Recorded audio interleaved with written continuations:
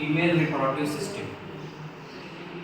काऊमध्ये रिप्रोडक्शनची जी सिस्टीम आहे त्याच्यावर जे काय पार्ट आहे, प्रत्येक पार्टचं वेगवेगळं फंक्शन आहे, कोणता हार्मोन काय काम करतो याच्यावर आजचं हे लेक्चर असणार आहे. त्याच्यामध्ये महत्त्वाचे 4 पार्ट आहेत. कुठले कुठले लक्षात आहे बघा. Anatomy of female reproductive system काऊची आपण स्पेसिफिक शिकतो. गायीमध्ये रिप्रोडक्टिव्ह सिस्टीम कशी चालते तर ओव्हरीज, दुसरा आहे युटेरिन ऑर फॅलोपियन ट्यूब, त्यानंतर युटेरस आणि वजाइना. बघा इथं जर तुम्ही बारकाईने डायग्राममध्ये पाहिलं तर ह्या आहेत ओव्हरीज. त्याला काय म्हणतो दिसते का डायग्राम सगळ्यांना? ओव्हरीज. त्यानंतर दुसरा पार्ट जो आहे तिथे दिलं युटेरिन ट्यूब किंवा फॅलोपियन ट्यूब, म्हणजे ही जी फॅलोपियन ट्यूब आहे जी ओवा कॅरी करून युटेरस पर्यंत पोहोचते. ट्यूब असते, 2 असतात ट्यूब, ओव्हरीज पण 2 असतात, तसं त्याला ट्यूब म्हणतात. त्यानंतर कुठली ट्यूब? फॅलोपियन ट्यूब किंवा युटेरिन ट्यूब म्हणतात. त्यानंतर इकडे जे आहे हे आहे युटेरस. हा पार्ट मोठा होतो नंतर जेव्हा गर्भ त्याच्यामध्ये तयार होतो, आणि पाठीमागचा जो पार्ट आहे हा सगळा याला म्हणतात वजाइना. त्यानंतर बघा आता प्रत्येक पार्टचं आपल्याला एका पार्टचं फंक्शन या ठिकाणी डिटेलमध्ये समजून घेतो. ओव्हरीजचं 2 महत्त्वाचे फंक्शन आहेत. एक आहे प्रोडक्शन ऑफ ओवा ऑर एग्स, त्याला आपण ओव्ह्यूल्स पण म्हणतो, फिमेल गॅमेट पण म्हणतो. ओवा कुठून रिलीज होतात तर ओव्हरीजमधून होतो. दुसरं काम काय? Production of hormone. कुठला हार्मोन? इस्ट्रोजन नावाचा एक हार्मोन असतो. लिहून घ्यासाठी कुठला हार्मोन आहे? इस्ट्रोजन. तो कोण प्रोड्यूस करतो? ओव्हरी तयार करतो. दुसरं एक्सेप्ट. आता इथे एक एक्सेप्ट म्हणजे एक अपवाद एक वाक्य आहे. काय? Except for poultry both the ovaries are functional in all farm animal. म्हणजे जे काऊ, बफेलो, शीप, गोट आहेत यांच्यामध्ये दोन्ही ओव्हरी फंक्शनल असतात, पण पोल्ट्रीमध्ये काय सांगितले फक्त लेफ्ट साईडची ओव्हरी फंक्शनल असते. म्हणजे कोंबडीमध्ये जास्त करून लेफ्ट साईडची ओव्हरी, डाव्या बाजूची ओव्हरी जास्त ॲक्टिव्ह असते, राईट साईडची एवढी ॲक्टिव्ह नसते. ते जे वाक्य एक्सेप्शनल आहे. तर आता आपण बघितले ओव्हरीचे 2 काम. त्यानंतर पुढचा पार्ट आहे फॅलोपियन ट्यूब, त्याला आपण युटेरिन ट्यूब पण म्हणतो. त्याला ओव्हिडक्ट असं सुद्धा एक नाव आहे. मग पिकअप दी ओवा ऑर एग फ्रॉम ओव्हरीज आणि ओव्हिरियन एंड कॉल्ड इन्फंटिबुलम. इन्फंटिबुलम कशाला म्हणायचं बघा. आता सांगितलं की ओव्हरीज ज्या आहेत त्या अशा गोलाकार असतात. ओव्हरीज कशा असतात? गोलाकार असतात. मग ओव्हरीज गोलाकार असतात, 2 असतात नाही का. मग त्याच्या शेजारी असं फॅलोपियन ट्यूब असतं. म्हणजे काय त्याला म्हणतो आपण? हे आहे फनेल शेप. फनेल म्हणजे एक नवसाळ्यासारखं. त्या ओव्हरीच्या शेजारी एक पिकअप करण्यासाठी ओव्हा पिकअप करण्यासाठी त्याची अशी ट्यूब जॉईंट होऊन असं इकडं या ठिकाणी गेलेलं असतं. या ठिकाणी दुसरी ओव्हरी याच्या ह्या ठिकाणी असं इकडून हे इथपर्यंत पोहोचलेलं असतं. आणि हे पोर्शन आपल्याला माहिती आहे सगळं नाही का. एवढी डायग्राम माझी काय सांगितली. तर ही जी ओव्हरी आहे या ओव्हरीमधून एक एक ओवा काय होता तर छोटा छोटा ओवा रिलीज होतो, आणि त्या ओवा रिलीज झाल्यानंतर त्याचा असा मार्ग या ठिकाणी युटेरसच्या दिशेने त्याचा मार्ग सुरू होतो. लक्ष द्या. ओव्हरीज मधून एक ओवा रिलीज झाला की त्याचा फॅलोपियन ट्यूब मधून मार्ग कुठल्या दिशेने चालू होतो? युटेरसच्या दिशेने. आणि जर त्या ठिकाणी मेटिंग जर झालं मेल आणि फिमेलचं, तर मेलचा जो मेल गॅमेट आहे त्याला आपण स्पर्मॅटोजोआ म्हणतो. तो काय करतो? इकडून आलेला ओवा आणि इकडून आलेला मेल गॅमेट याचं एका ठिकाणी कुठंतरी काय होतं? फर्टिलायझेशन होतं. मेल गॅमेट आणि फिमेल गॅमेटचं काय होतं? फर्टिलायझेशन होतं. आणि त्या जंक्शनला, त्या स्पॉटला म्हणतात एम्प्युलरी इस्थमिक जंक्शन. कसलं जंक्शन म्हणतात? एम्प्युलरी इस्थमिक जंक्शन. म्हणजे तो एक फर्टिलायझेशनचा पार्ट आहे. ते फर्टिलायझेशन कुठं होतं? फॅलोपियन ट्यूब मध्ये होतं. आणि मग तो फर्टिलाइज झालेला जो ओवा आहे त्याचा झायगोट तयार होतो, आणि झायगोट काय करतो? युटेरस मध्ये जाऊन एका ठिकाणी इम्प्लांट होतो. मग त्याच्यापासून काय तयार होतं? एम्ब्रिओ. एम्ब्रिओचं बनतो फिटस, आणि फिटसचं बनतं वासरू. लक्षात आलं का? आता पुढचा भाग बघा. हे आहे युटेरिन ट्यूबचं फंक्शन. त्यानंतर युटेरस. युटेरसला आपण काय म्हणतो? गर्भाशय. युटेरसला काय म्हणतो आपण? गर्भाशय. काय काम आहे? तर युटेरस कोणत्या टाईपचा आहे पहिल्यांदा बघून घ्या. युटेरस आहे बायकॉर्न्युएट. जो काऊ मध्ये युटेरस आहे त्याचा टाईप आहे बायकॉर्न्युएट. तर काही ॲनिमलमध्ये बायपार्टाइट असतो, म्हणजे स्वाईन, त्यानंतर तुमचं कॅमल, याच्यामध्ये बायपार्टाइट असतो. काऊमध्ये आहे बायकॉर्न्युएट. मग त्याच्यामध्ये इनर लेअर काय आहे? कॉरॅन्कल असतात त्याच्यामध्ये, ज्या ठिकाणी तो झायगोट जे आहे तो इम्प्लांट होतो त्याला कॉरॅन्कल्स असतात. आणि त्याच्यापासूनच तयार होतं कॉटिलिडॉन्स. कॉटिलिडॉन म्हणजे प्लेसेंटा. प्लेसेंटाला आपण मराठीमध्ये काय म्हणतो? झार किंवा वार म्हणतो. ते वासरू जन्मल्यानंतर गाईच्या पोटामधून जो पडतो बाहेर, वॉटर बॅग ज्याला म्हणतात, त्याच्यामध्ये गर्भ असतो, तर त्याला म्हणायचं प्लॅसेंटा. शब्द लिहून घ्या, त्याला काय म्हणायचं? प्लॅसेंटा. युटेरिन ग्लँड, आणि त्या युटेरिन ग्लँडमध्ये युटेरिन मिल्क तयार होतं. मिल्क म्हणजे एक असा स्त्राव असतो, दुधासारखं पांढरं नसतं ते, पण त्याला युटेरिन मिल्क म्हणतात. त्यानंतर uterine nutrition to the embryo, ते काय करतं? ते लिक्विड न्यूट्रिशन प्रोव्हाइड करतं. म्हणजे कदाचित गाई म्हैस जोरात चाला लागली किंवा त्याच्या पोटाला हिसका बसला, तर त्या गर्भाला मार बसू नये यासाठी ती युटेरिन मिल्क त्या ठिकाणी काय करायचं? काम करायचं, जर्क बसू नये म्हणून. मग attach and development of the foetus काय करतं? हे जे युटेरसमध्ये जो एम्ब्रियो येतो, जायगोट येतो, तो त्या युटेरसमध्ये एक ठिकाणी काय होतो? अटॅच होतो, आणि त्याचं काय होतं? फिटस तयार होतं. बघा तुम्हाला एक व्हाईट बोर्डवरती डिटेलमध्ये दाखवतो. व्हाईट बोर्डला एक इथं आहे, मगाशी मी तुम्हाला सांगितलं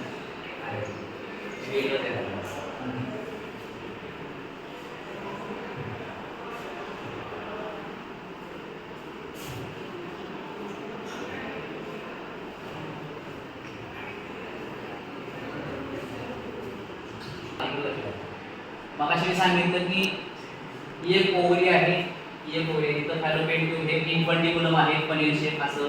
इथून आता मी जास्त डायग्राम नाही काढत, की फॅलोपियन ट्यूब अशी इथं येते, इथं अटॅच होते. इथून अशी ट्यूब आहे म्हणतात, दोन दाखवायला लागतील. हे असं युटेरस असतं, बरोबर. इथून एक ओव्हारी झाला की तो असा इथे येतो. या जंक्शनला म्हणतात अँकोलरिस्टमिक जंक्शन, कारण तिथं फर्टिलायझेशन होतं मेल आणि फिमेल गॅमेटचं. त्यानंतर तो फर्टिलाइज झालेला जायगोट जो आहे तो असा युटेरसमध्ये येतो, आणि ह्या युटेरसमध्ये असा कॉरॅन्कल्स, इथं शब्द दिला बघा, कॉरॅन्कल्स. आणि कुठेतरी एका ठिकाणी तो काय होतो? इम्प्लांट होतो, आणि मग त्याच्यापासूनच काय तयार होते? युटेरिन ग्लँड पासून युटेरिन मिल्क तयार होतं. त्या ग्लँड्स काय करतात? युटेरिन मिल्क सिक्रेट करतात, आणि त्याच्यापासूनच प्लेसेंटामध्ये त्या ठिकाणी दोन प्लेसेंटाचे लेयर असतात, अमनिओटिक आणि अलांटोइड. काय असतं? अमनिओटिक आणि अलांटोइड. त्याच्यामध्ये दोन्ही वॉटर बॅग, अनुक्रमे याला म्हणतात वॉटर बॅग. जेव्हा जन्म देण्याची प्रक्रिया सुरू होते, तर पहिल्यांदा आपल्याला काय दिसायला लागतं? त्याचं हेड आणि पाय दिसायला लागतात. तर पहिली वॉटर बॅग बस्ट झाल्यानंतर दुसरी वॉटर बॅग दिसते, ती बस्ट झाल्यानंतर मग त्याचे पाय आणि तोंड बाहेर येतं. मग ते काय करतात? एक तर आपण खेचतो किंवा ते ऑटोमॅटिक नॅचरल पद्धतीने बदलतो. शक्यतो नॅचरल पद्धतीनं त्याला जन्म देऊ द्यायचा असतो, अजिबात खेचायचं नसतं. तर हे लक्षात ठेवा. खेचायला लोकांना वाटतं खेचायला गेलं म्हणजे आपण त्याला हेल्प करतो, पण असं खेचायचं नाही. तर या ठिकाणी याला म्हणायचं युटेरस, याला म्हणायचं गर्भाशय. तर हे कोणत्या टाईपचं असतं काऊमध्ये? बायकॉर्निएट. इथं लिहिले बघा, काऊमध्ये युटेरस कोणत्या टाईपचं असतं? बायकॉर्निएट. मग या ठिकाणी पूर्णपणे 9 महिने 9 दिवस म्हणजे साधारणतः 279 ते 280 दिवस गर्भाची या ठिकाणी वाढ होते. मग पुढचा पॉईंट काय आपल्याकडं? आता इथं क्वेश्चन पण दिला आहे, काय? Development of fertiliser ovum takes place in. Fertilise झाल्यानंतर तो ओवा जो आहे तो 5व्या ते 7व्या दिवशी युटेरसमध्ये येऊन इम्प्लांट होतो, आणि त्याचं डेव्हलपमेंट म्हणलेलं आहे. त्या गर्भाची वाढ कुठे होते? तर question answer number 2, option number 2, that is युटेरसमध्ये त्याची पूर्णपणे वाढ होते. पुढचा पॉईंट आहे, क्वेश्चन आहे fertilization of ovum takes place in. तर ते आहे पहिलं, दॅट इज ओव्हिडक्ट, त्यालाच आपण फॅलोपियन ट्यूब म्हणतो. त्यानंतर सर्व्हिक्स.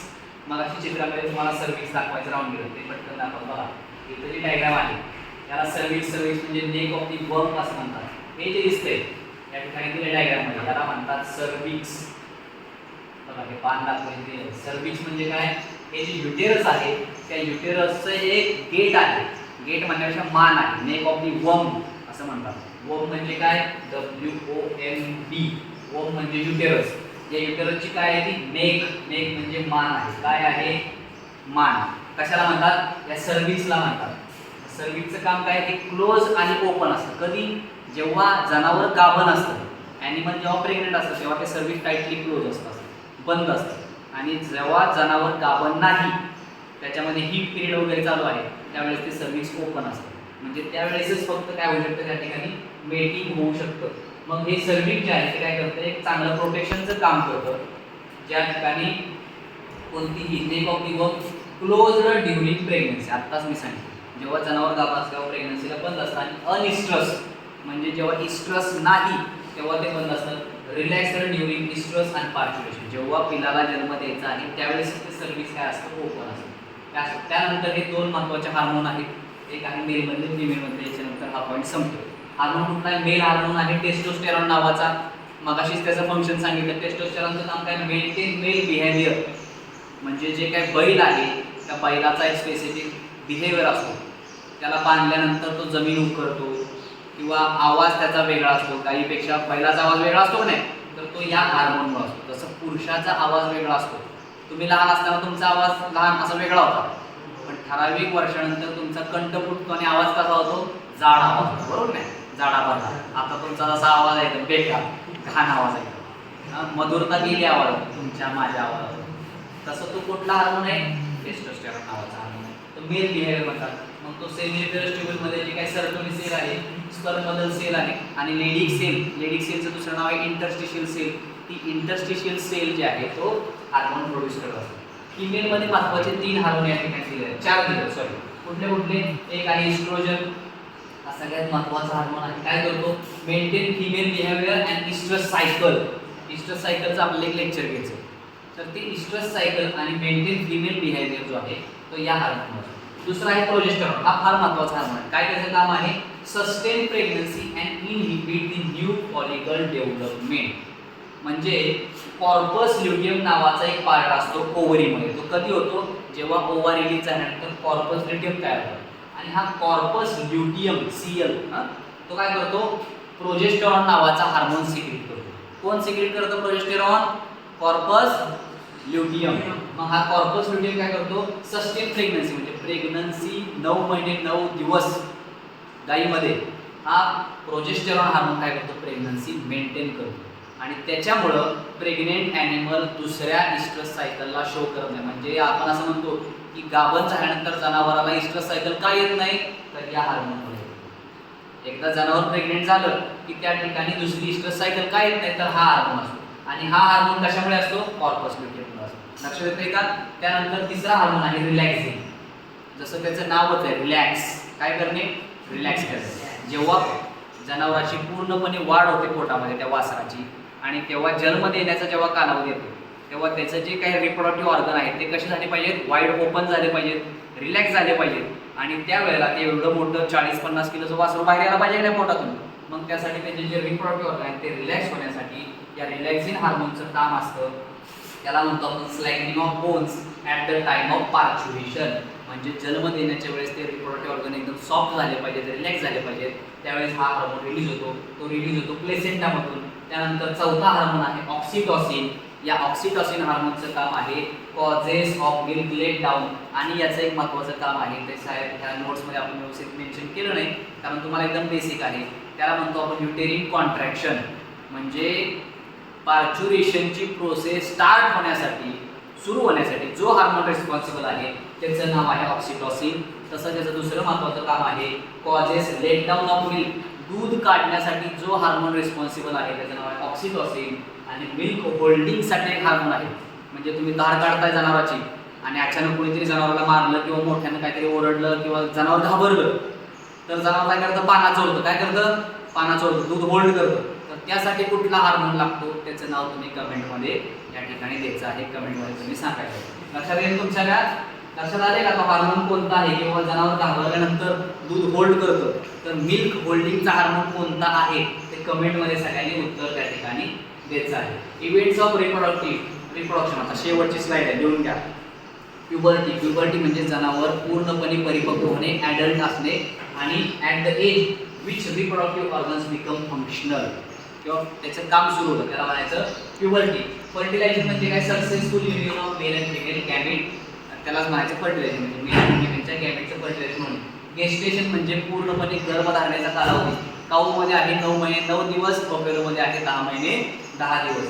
त्यानंतर पार्च्युरेशन म्हणजे act of giving birth. Age of puberty in cattle, जो मेल असतो, मेल नर, त्याचं एज ऑफ प्युबर्टी दिलेलं आहे. तिथे कॅटलमध्ये जो वळू आहे 2 ते 2.5 वर्ष झाल्यानंतर पूर्णपणे मॅच्युअर होतो. बफेलोमध्ये 3 ते 3.5 वर्ष झाल्यानंतर तो पूर्णपणे मॅच्युअर होतो.